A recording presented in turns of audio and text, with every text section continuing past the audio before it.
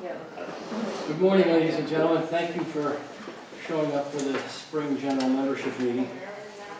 I don't know, every time it seems to me maybe it's wishful thinking. I think there are more people here, but when you do the physical count, it turns out to be the same. Anyway, before we get started this morning, I'd like to read the provision here of the Maryland Code that stipulates that because we did not have a quorum at the last meeting, and we voted that the next meeting would be a quorum regardless of the number of members physically present, I'd like to read the provision that allows for that. It says, all meetings will be conducted according to Maryland Code, Corporations and Associations, Title 5, Subtitle 2, Section 5-206, which states, if the number of members present at a meeting does not meet the requirements of a quorum, those present may call another meeting to meet quorum requirements. At the additional meeting, the members present in person constitute a quorum. That's this meeting. We're a quorum, even though we don't number 35. Geez, if we only needed a minion, we would have it with 10. Never mind. Anyway, thank you for showing up.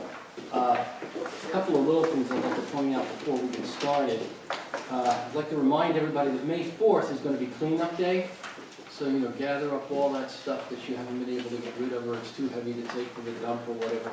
Just make sure that it's stuff that we accept, and that was spelled out in the newsletter. And people have been pointing out to us that there seems to be trash accumulating along the streets and whatever in neighborhoods. So for those of you who take walks or whatever, put a giant bag in your back pocket, and if you pick stuff up, either, put it in your trash or bring it around to the office. We have 2 trash cans behind the office, I believe, that, you can dump the trash into and we'll take care of it. But, but if we all do a little bit to keep the neighborhood clean, it'll work. Then for well over the past year, I'm sure you're all aware of it because we talked about it, we were trying to create a tot lot where we could have something for our younger residents to play. After over a year's worth of work and research, we unfortunately have had to come to the conclusion that we can't do it. It is simply administratively, well, if we can't get a quorum to come to a general membership meeting 4 times a year, how are we going to create a members committee that will oversee the tot lot? That's part of the problem. Then the other part of the problem were the engineering and state requirements in installing the tot lot. That was absolutely, you'd think you're building the Taj Mahal. And then the real overriding factor was the potential financial liability.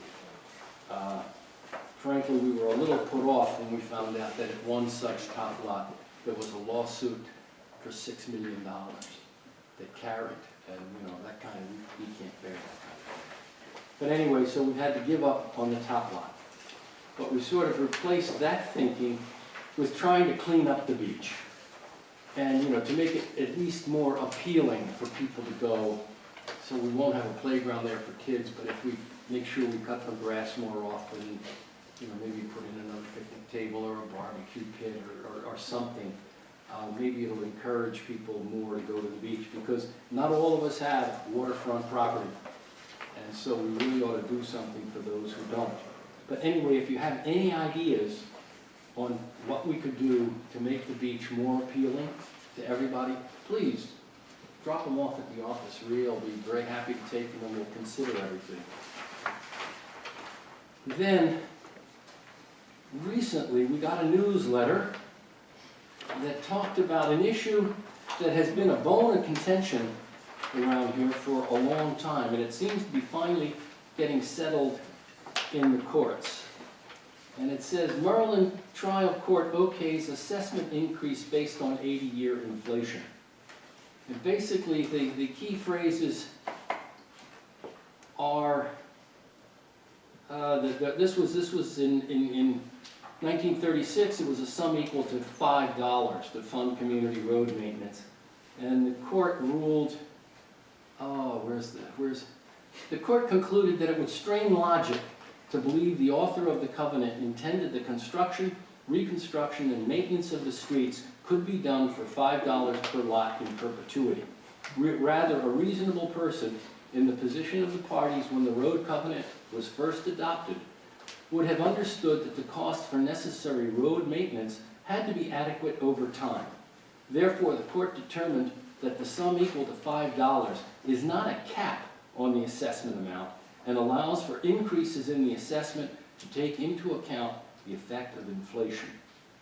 So it seems that finally the courts are coming around to ruling on an issue that was substantial for us for a long period of time. And also, I would like to point out, if everybody hasn't read it, oh, this is the wrong issue. But anyway, on the front page of the newsletter, there's an important reminder on covenant fees and mandatory assessments. You really should read that if you haven't read it. All right. Anyway, so I think that's that. First order of business. Well, does anybody have any comments on anything I just said?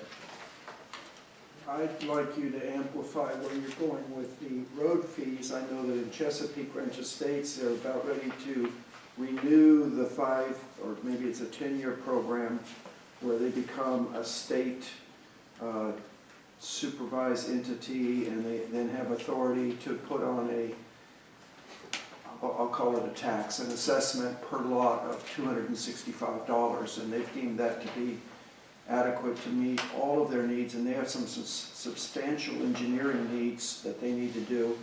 By assessing $265 a year, it's done through the state, by the state. It appears on your annual tax bill, but the homeowners association votes for it. In the lack of more information, that sounds like the special tax district. That's what it is. We already have one. Okay, so is it about to expire? Is that No, ours is 4 more years. 4 more years or so. 4 more years?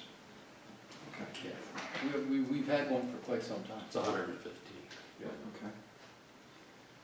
All right, approval of minutes. Has anybody taken a look at the September minutes that are attached to the information we received?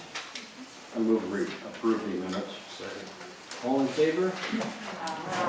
Opposed? So let it be done. Committee reports. I know, Gary, I know you have something to say about roads. You ready to lead off? Yeah. There's a handout, I hope you all have it. It's gives we're calling it our 5-year plan. And it shows 6 years because 2018 is this year. It's really slow. This plan has been in place for a while. The only change is we added a year on the end for this year's iteration of it, 2023. On the map on the back, it shows what will be done in 2019. It's marked in green. I don't know if yours is in color or not. And it's not. Oh, you can't even see it. Okay, well, anyway, Not really. No. it's over here. Okay.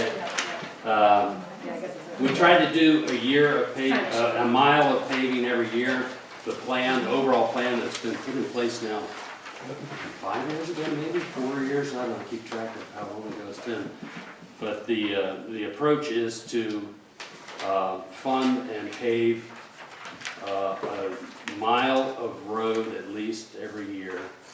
And with 15 point something miles of road, that means every 15 years the asphalt would be renewed, and the life expectancy, according to the county and state guidelines, is 20 years. So we're ahead of the curve.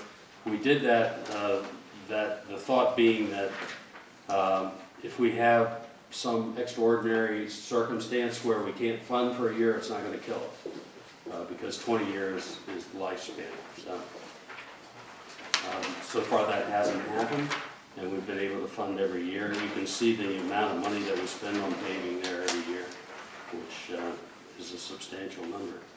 We also spend a fair amount of money on stormwater management projects, which would be swale and culvert rejuvenation and replacement and addressing other issues that pop up. This year's been a very wet year, so we've had a lot of complaints and a lot of issues we've had to address. And basically, that's it. Does anybody have any questions about this? Maria? So you said every 10 years you're trying to repave No, roads? 15. Every 15 years? Okay, and what part of Chestnut are you paving? It's not the county's part, obviously. It's the Chestnut would be the part that runs from Beretta towards Huron, I think that is. And so all roads have been paved at least once then? No, we haven't gotten there yet. We won't get there for another probably 10 years. So what roads that are listed in 2018 have not yet been paved? All of those? Those are done. Oh, those are done, so 2019. What roads listed there have not yet been paved once? None of them. It's not paving. Well, they've all been paved once, they all have pavement on them. I'm Okay, not sure I let me understand restate the that. question. So like, the new pavement since the tax STD has started, what roads here have not been paved using those? I don't have an answer for that, I don't know. They're starting This these is in due. September, right? August, September? No, the question is, let me state it back to you, just to make sure I have it right. You would like to know which of these roads that are scheduled for paving in 2019 have already been paved once since we started the STD? That is correct. And the answer is, I don't know. Well, the reason why I asked that, I feel like some of the roads that have not yet been paved with the STD tax, it should take precedence over those roads that you are putting on. So like each road at least has had that treatment, and then you come back and do those roads that have already, do you understand what I'm saying? I feel like we Yeah, need, I need to I make sure agree with you everything is- philosophically. In theory, one would say, first in, first out. We got this money, so we should divvy it out that way. However, there's an engineering consideration you have to take into effect. The deterioration of the road. If a road that has not been paved is in good condition, and a road that already has been paved for one reason or another has deteriorated, you gotta do the deteriorated road before the good road, regardless of when the funding came in. Because you can't, just because of funding timing, you can't let one road totally deteriorate while another one's in good condition. It's, while what you're saying is a consideration, I think engineering takes a greater precedent. I agree with that. I'm just wondering, really, are these like the best roads to be doing if it's That's still what- on Well, lines? we do have a professional road engineer on staff, and his initials are down at the bottom. He wrote this report. Jeff is his name, and Jeff has been doing it for 40-some years as a professional engineer. He works for the county. Right. He is semi-retired now. But, so it's his opinion that these are the roads that need to be paved next, and out for the next 5 years. Also, let me point out, this is just a plan, something could happen to change it, just funding being the big deal. I think it's very important to note, this is not cast in stone. Yeah. You know, if something happens, you have a real problem with a road, suddenly, you know, things have to be switched around. So this is a projection, but like all projections. Can I answer your question? You did. Okay. Any other questions? Yes, ma'am. You mentioned stormwater management complaints. Is there a common one, like my yard is soaked, or are there others? And what is the most common solution? Well, the most common complaint is culvert is blocked, and, you know, there's ponding of water, and it's usually coming up to somebody's front door. Or in their driveway or whatever. And the easy fix is clear we haven't had to replace, I don't know, 8 years ago, 10 years ago, we replaced a lot of culverts, and we haven't had to replace any culverts. But, I mean, you know, we actually have people rake leaves down into the swales, which clogs the culverts, and well, oh wow, the culvert got clogged. My lawn is flooded. So, you know, we have people on staff that will go out and clear the culverts. So, Thanks. yeah, that's the big deal. There are some cases where we have erosion that's caused by a blocked culvert or a swale that's filled in. You know, when water runs, it carries sediment with it, and it, swales are simply ditches along the side of the road, and they'll fill up with sediment, and then it doesn't function anymore, and sometimes we have to come and redo those so that they function like they were designed to do. Okay. That's number 2. Thank you. Anything else on roads? Jack, could you do finance, please? Sure. There's 2 finance documents in your packet. One is profit and loss, which is our operations this fiscal year, which is July 1st through June 30th.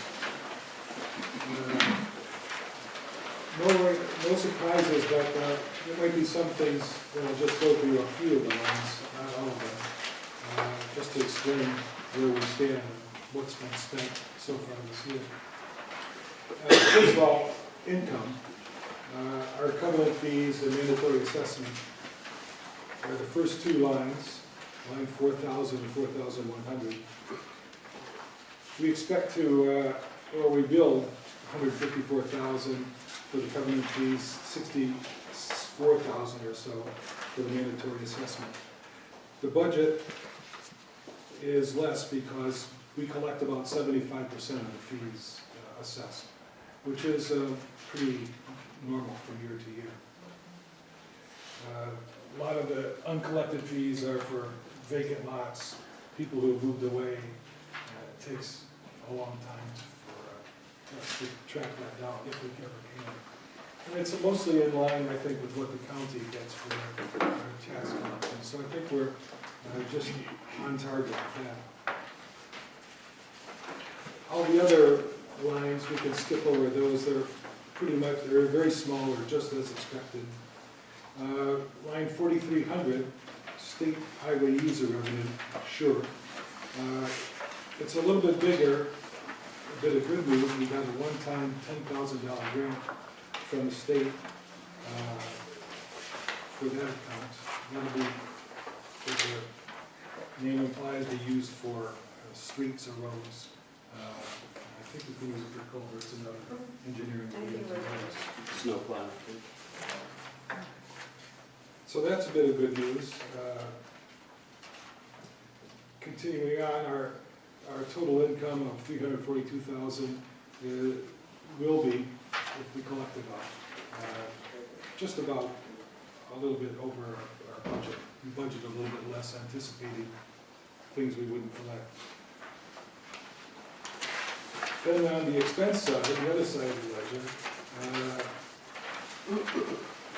ledger, the initial expenditures are pretty small, but bank fees are quite low. We've changed banks, and we've got a pretty good arrangement with Chesapeake Bank.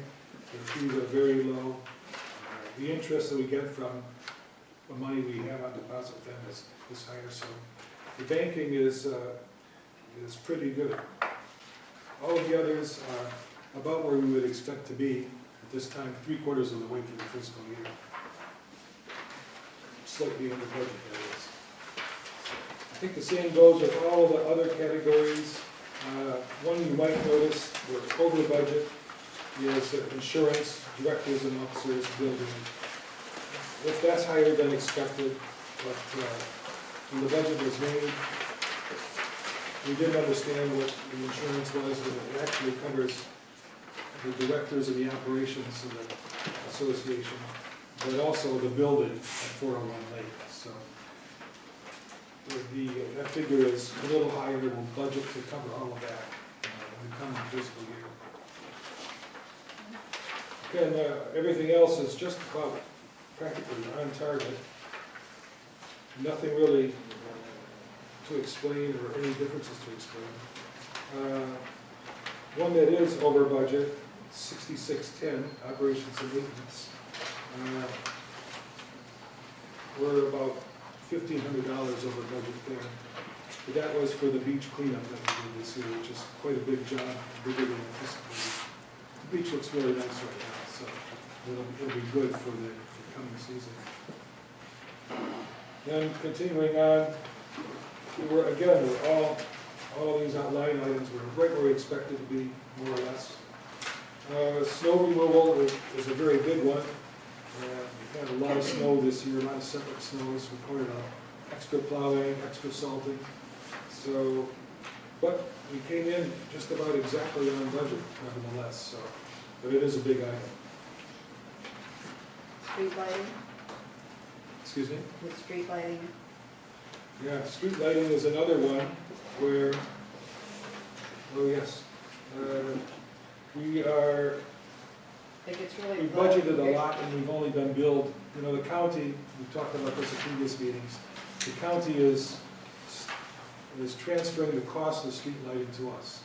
They used to pay, and over a 3-year period, we gotta pick it all up. But they haven't sent us a bill. So that's why we've only shelled out $517, but we budgeted about $8,000 for street lighting. But that bill, we're pretty sure the county's going to be sending us that I bill. may have to request it again. I had to ask for it last year. It's kind of odd that they kind of force this on us and then don't bill us. That's how it is. Question on lighting, sir. Yes. That's one of my core areas of expertise. Uh-huh. Have we thought of asking the county to change them all over to LED so that we can make each unit consume maybe 30 watts rather than 500 watts? Well, the county is getting out of the lighting business, so Okay, anything do we we give have a on those means to lines. be able to do that? You know, The payback on lighting on streets, currently, if you look it up in an engineering manual, it's about 1.5 years. In other words, you pay your capital expense up front, you recover it in 18 months, and then from then on out, one of the biggest costs of lighting is not paying the electric bill, it's replacing the lamp when it burns out, which generally costs $75 to $150 to get the cherry tree truck out there. that's it. LED lighting, 20 years, you don't have to maintain it. It just pays for itself any number of ways. I've saved the Army about $130 million a year on lighting, so I think I know what I'm talking about.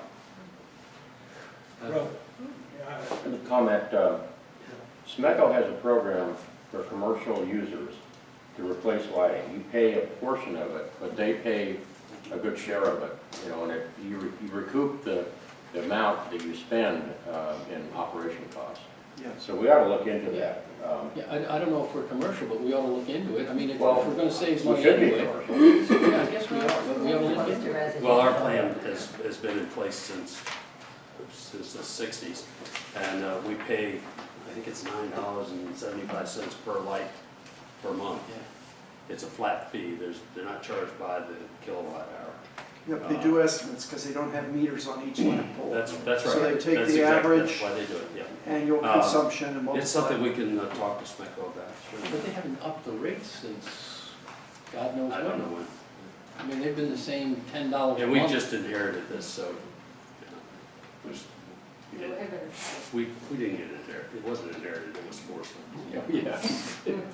He said, you But will now. you make a good point. That's Yeah, that's something to look into. Yes, thank you. We will. do you happen to know who to call? I mean, we haven't researched this, so. I think I have a contact name, I didn't interrupt, but I think I have a contact name in SMECO that I can call. Good. The other benefit is if you do a lighting upgrade between now and December 31st, 2020, immediately you get, I don't know if we pay a bill or not, a tax bill, but whoever installs it would.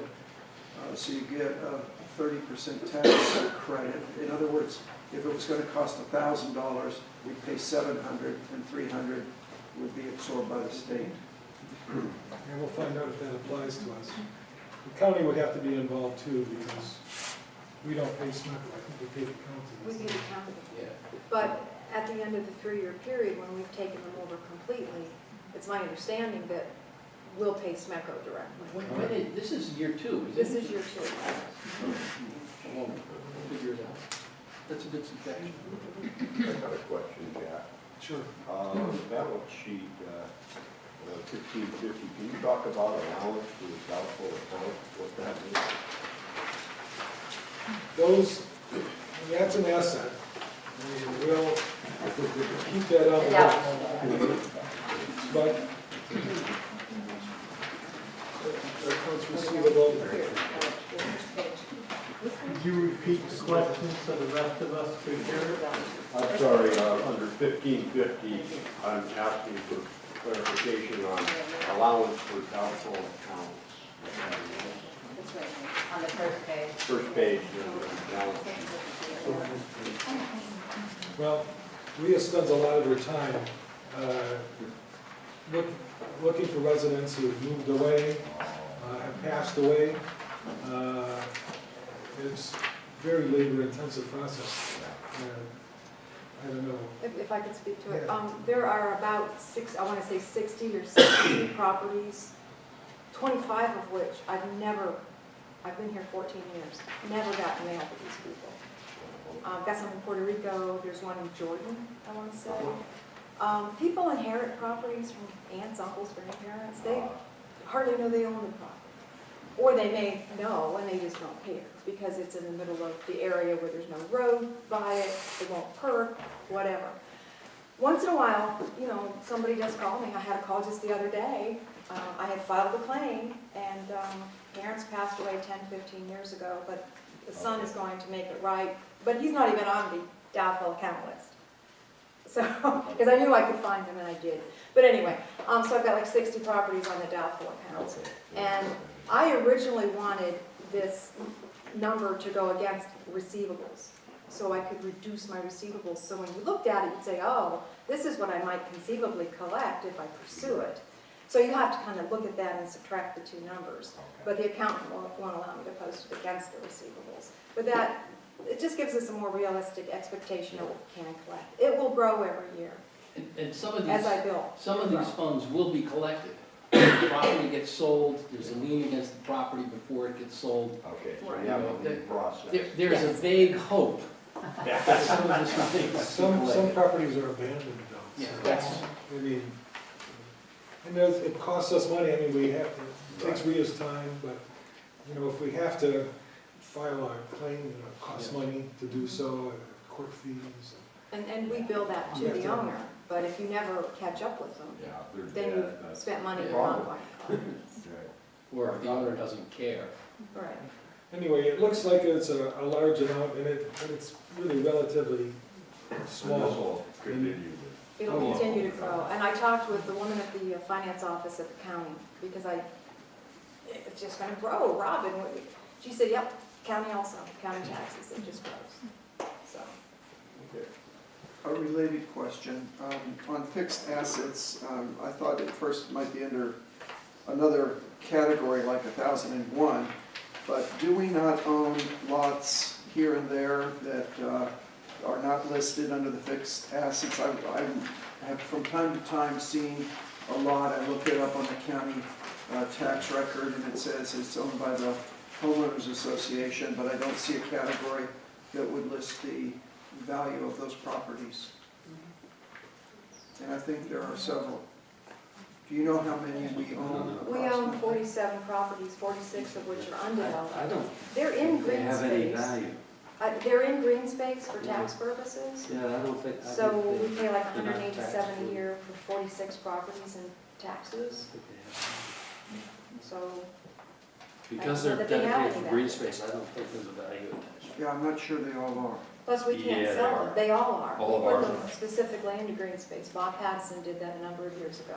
He suggested it, because he knew it would Okay, be, the ones that I It's a think form of aren't, board I'll member. bring them to Ria's Sure. attention.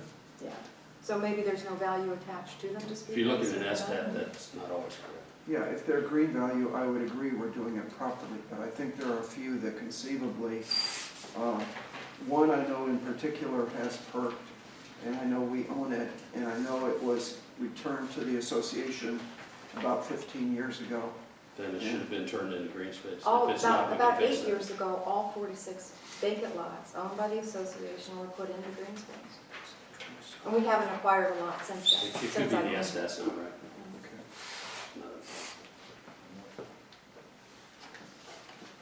I do have another question, under your postage, that, number 6050, is that the only place you have postage? No, I think I put, Is there another number that? for statements, I post the cost of mailing the statements, the postage under that cost. So the number to see how much postage we're spending is there, 6050 where else?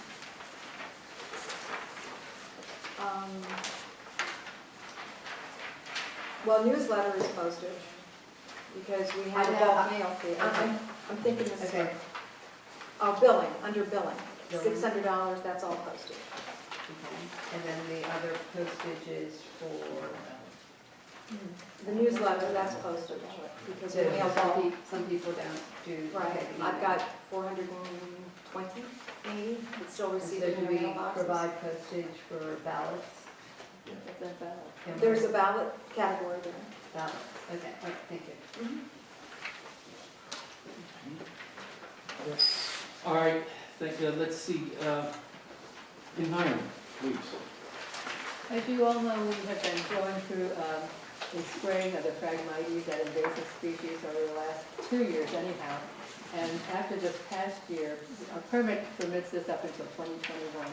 But as of this last year, we've wiped out a good bit of it, except on Lake Lane, I think, or Lake Lane. That's close to the top here. And we'll get the Lake Terrace, we'll get that next year. Anyhow, you will probably see a lot of this dead Phragmites, which is kind of unsightly.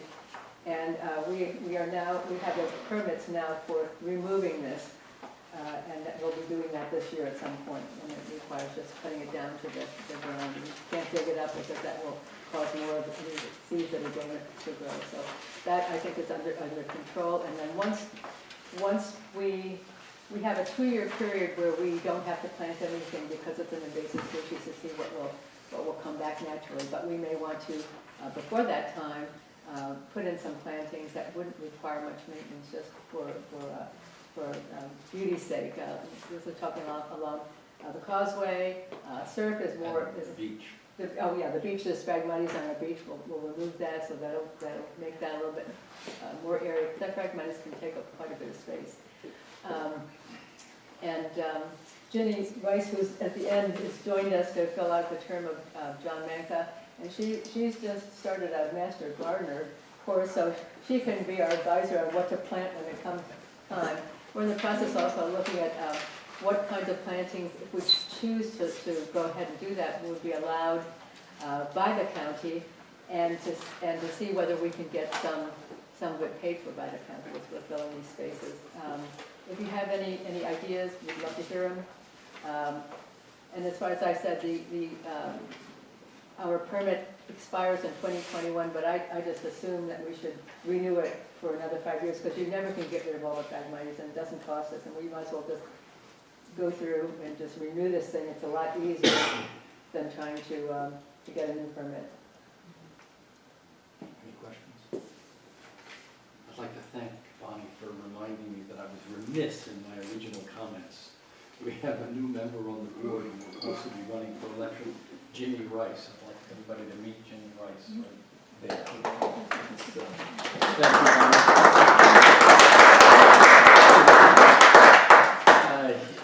That was my first note on my little talking points. I went right by it. Peter, do you want to say anything about safety? I think we're all pretty safe. Good. If anybody has any issues about safety committee, please let us know in terms of, well, we'll include any crime issues or obstacles, physical things that you feel affect the safety of our community. We do maintain the emergency services room in the office. We have first aid equipment and stretchers in the event we have a catastrophe of some sort, and we can help out before 9/11 people get here. Or if they can't get here, we can do a stopgap. We have certain members of the community that are trained in first response. If you have any interest in that, come see us. We'll be happy to give you a briefing on all that. But I think we're going to be working on the beach. Put the cameras back up, they're down right now for rejuvenation. Let me put it that way. We have 3 video cameras on the beach, which we use primarily in the summer, that give us, if we have to, we can retrieve the cameras and somebody reports an incident. It gives us a chance to see what happened. It's also a deterrent because we have signage up for that. But I think, checking with Rhea and others around, I think we've been pretty good this winter. We haven't had many issues. And so that's a good sign. Does anybody have any issues or concerns about safety that they want to bring up? Okay, thank you, Tony. Thank you. Are there any other committee chairs that want to field that? I'm not aware of any other issues that have to be brought up. No? Very good. Old business. I'm not aware of any old business carrying over. So, is anybody, am I wrong? Does somebody have something? New business. It's election time of year again, and I guess we have to ask the nominating committee to present the slate of candidates for the board. Adrian, are you going to do that? I thought Peter was gonna do it, but he just left. That's right. So, That's called you were just I think that's the statement. On behalf of the nominating committee, we respectfully submit the slate of candidates to include Bonnie Blades, Dennis Swartwood, Asha Andreas, and Jenny Rice. There are 4 openings. Yeah. Yep. We have 4 openings and we have 4 candidates. Move to accept. Yeah. Well, before that, are there any other nominations from the floor? Doesn't matter either way. Well, yeah. Are there any nominations from the floor? Is there a motion then to accept the slate of candidates as presented? I will so move. Okay, it's been second. All in favor? Aye. All opposed? Now, here's the question. Because there are 4 candidates and 4 openings, we can save the money of postage by having an election by acclamation. All in favor of having acclamation for these 4 candidates for these 4 positions? Motion. Motion. Second. All in favor? Aye. All opposed? Thank you. Congratulations to the new members, or the extended members. We just saved about $4 or $5. All right. I'm not aware of any other new business. Is there any public comment? Is there any public comment? Is there any? Yes, ma'am. Since we just saved some money on our elections, I propose that we do a mail ballot for the budget this year, as opposed to doing it at the meeting, so that more members within the community can state their view on the. Yeah, the problem with that is, of course, is, no, that, I'm sorry. This is not a covenant issue, it's an association. I retract that, sorry. I don't know. This is something that should be brought up. Well, is that a motion? I can't make a motion. She can't make it. I guess to pair Can off she of that, even bring, can is she even there, bring up the issue? Yeah. Yes. Well, that's what she did. is there a restriction on why the budget couldn't be just put on the web? Well, it is. It is on the website. Well, it's posted in It is, the yeah. newsletter and it's brought up in discussion at the meeting. And it's quite expensive to send out paper, Yeah. paper communications. There's $1,250. I think for discussion points, Maria's point is well taken. If you send it out for a mail ballot, everybody gets an opportunity to look at it and voice their opinion. Whereas when you come to the meetings, our attendance is usually, in fact, usually we don't pass it the first time because we don't have a quorum, and then it goes to a situation like this where this many people in the community have a say. That's one way of looking at it. The other is, I would argue that most people don't care. They Plus, would it's be on the here website, so first. everybody has an opportunity to see if they look at the website. Anybody Could cares come, what have the an website. opportunity to come to the meeting. If we send it There's out, both sides of the argument. no, let me ask a question though. If we send it out, why, are we sending it out just as a matter of point of information? Or are we sending it out and asking everyone to vote on whether they approve or not? If we're sending it out as a point of information, it's already on the website. If we're sending it out for approval and voting, how many votes do we have to get to say that it's been accepted? Or how many votes do we have to get to say that it's not accepted? I have no idea. It's in there, I think it's like, What if 50% don't respond? That's That- the covenant. that- The that's bylaws the don't matter, it's a Yeah, simple that's where I was majority of going those with the covenants. Yeah, No, no. it's It's only movement basically the response. majority rules of the vote, so, in your bylaws, that's what it says, so whatever your vote is what determines whether that budget's been accepted. Same as if they were at the meeting. Well, may I? Yeah, please. I just think it's an unnecessary expense. As far as transparency, we want to be absolutely transparent and get as many people involved as possible. And we have a finance committee that puts the budget together. We have to practically Shanghai people to do that. And if anybody here would like to help do that, probably meet in the second half of April, put it together, and then it goes to the board approval and members' approval. That's another way we can get involved and is absolutely transparent and as much input from the community as possible. Can I add to that? It's also published in a newsletter. So if you should decide to go ahead and do a mail ballot, is there some reason we couldn't put a little strip in the newsletter saying, this is your ballot? But you know, I have sort of a gut reaction to this. If the budget is that important to someone, and we've told them what it is, it's in the newsletter, and the general membership meeting is announced well in advance, that person should show up at the meeting. It's part of being responsible. Sometimes you can't.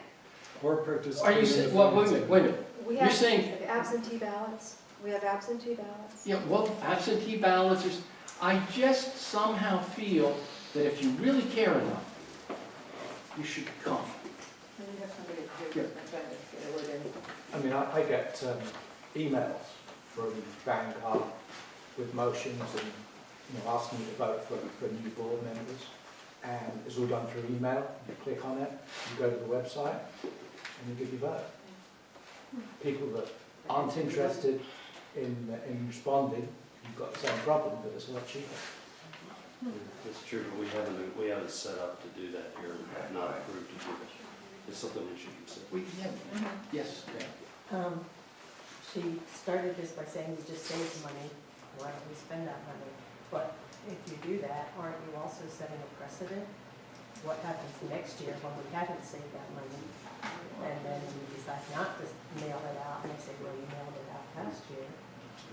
Well, in the budget should be money anyway for that. Yeah, I think, I don't think we can decide that here. I think that's something for the board to consider. And we'll come back to you and tell you what our considered, unconsidered opinion is. And, because obviously you can tell there's mixed feelings up here. Let me also say, Yeah. this last thing was said, just because we save money doesn't mean we should go spend it on something else. I mean, unless there's a darn good reason to do it. And that was my point is, we saved money, that doesn't mean we had to turn around and spend it on something else. Once We again, saved it, so we might as well Save it. use it for something else that needs it, rather than creating another expense to use that money in. So you're saying within the budget, you do not have money set aside for that? I'm asking a question. Obviously not, because it's not come up. We have postage, but we don't have budget for that particular expense. But in any case, I don't think we're going to get anywhere by continuing on and on. At that point, or in accordance with the bylaws under voting, that the board shall decide if voting will be a duly called membership meeting or by mail ballot. So it's up to the board to decide how they want to handle the voting for that particular issue. Okay, Thank you, Mike. thank you. Okay, so we have a decision that we'll have to make. We don't even need a motion, I don't think, because it's already a point of order there. So, okay, been brought up, we'll consider it, we'll let you know. Thank you. Any other comment? Yes, sir.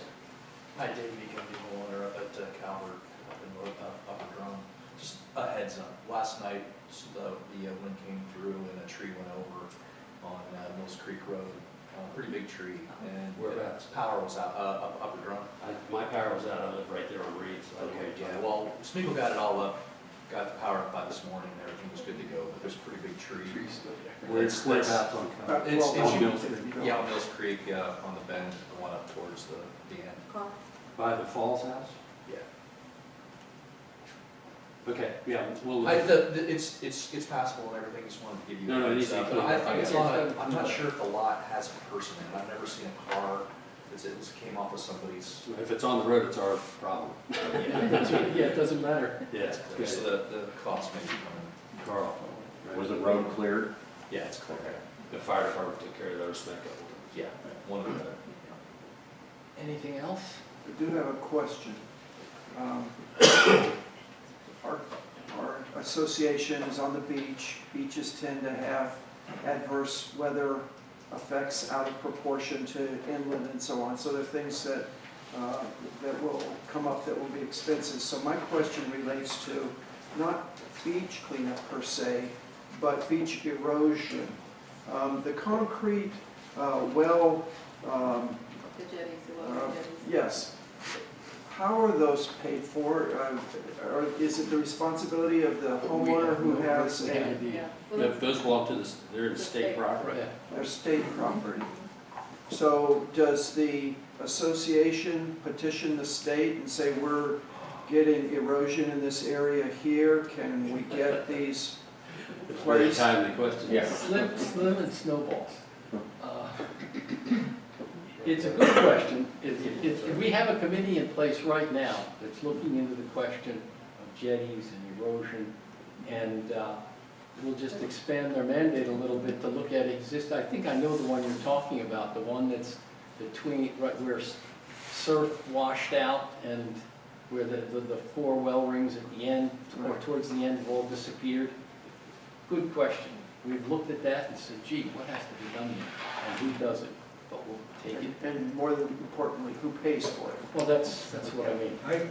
Since I have those groins, they call them, I have two, property owner pays for them. It's heavily regulated by the Corps of Engineers in the state and county. So it's very difficult to get permit to put a new one in. We maintain or fix the old ones. But there's no cost to the association whatsoever. Yeah, but he's talking, I know the one he's talking about. I'm not sure it's on anybody's property. There's an easement there. There's yeah, it's on the easement. Yeah. It means it's all property, it's on our property. But I know the one you're talking about, and Well aware. yeah, and I have looked at it many times trying to, what gets done there. But yeah, we'll add that to the mandate of the erosion groin committee. Groin committee? How many people sign up for that? What's the current terminology? Revetment, jetty? Shore erosion. Shore erosion, that's it. We're looking at shore erosion. Good point. Anything else? Yes, ma'am. I guess just a question.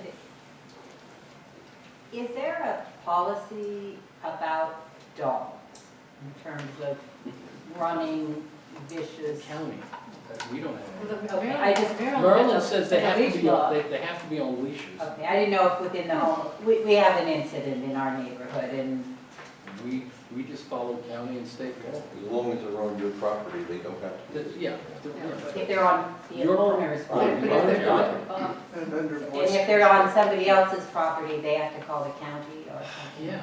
I guess, I mean, if you're saying a dog comes into your property, they have called. It isn't us animal personally, but control. it's. No, animal control. Animal control. Animal control would, we've had people call animal control and come pick up dogs.